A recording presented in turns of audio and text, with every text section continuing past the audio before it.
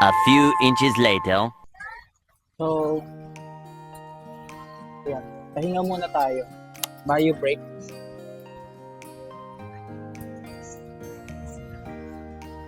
It's important to keep ourselves rehydrated. So that's why we need to have we decided to take this break Winter water beach. to rehydrate. Actually, nakaka 6 kilometers na ako. So, yun. Our goal is to hit 10 kilometers today.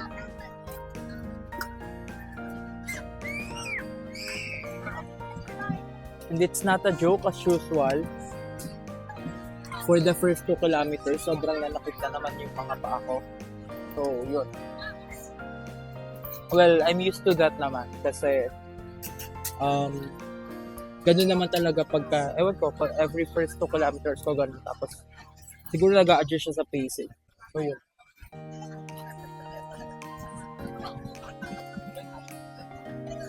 Nandito tayo ngayon sa C4 Road, sa may Navota. Madaming tao pa ganitong oras. So, yun. Marami rin mga nag-jog. And, so far, safe because we are not encountering any harm pa naman. And we're praying that it will stay that way.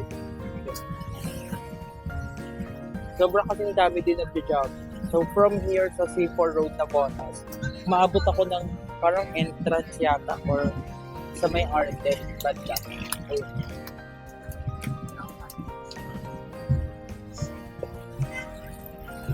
Of course, you need to take care and be mindful with your surroundings as well. Kasi apart from this place being a highway or a highway road,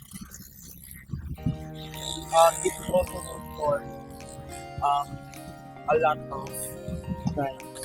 So we need to take care. We need to be mindful. Siguro from here to hintayin kong ma-hit ko yung 8 para sakto pagdating ko dito, pagbalik ko dito 10 na siya. Para hindi na ako umulit ang isa pa. Kasi ang ina-achieve natin is makaikot tayo. Hindi lang dito sa Navotas, but sana makatagos ng Malabon. Yan. Someday. But not today.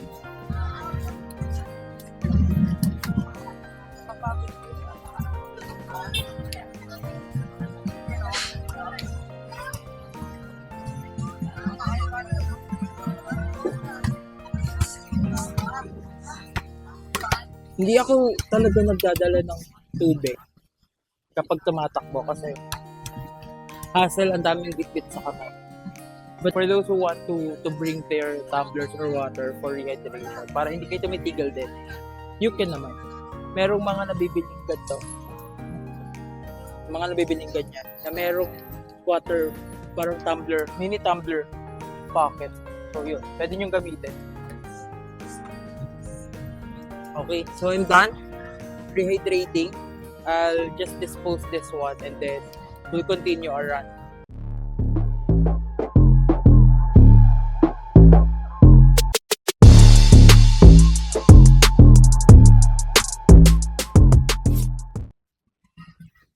We're done with our 10 kilometer run.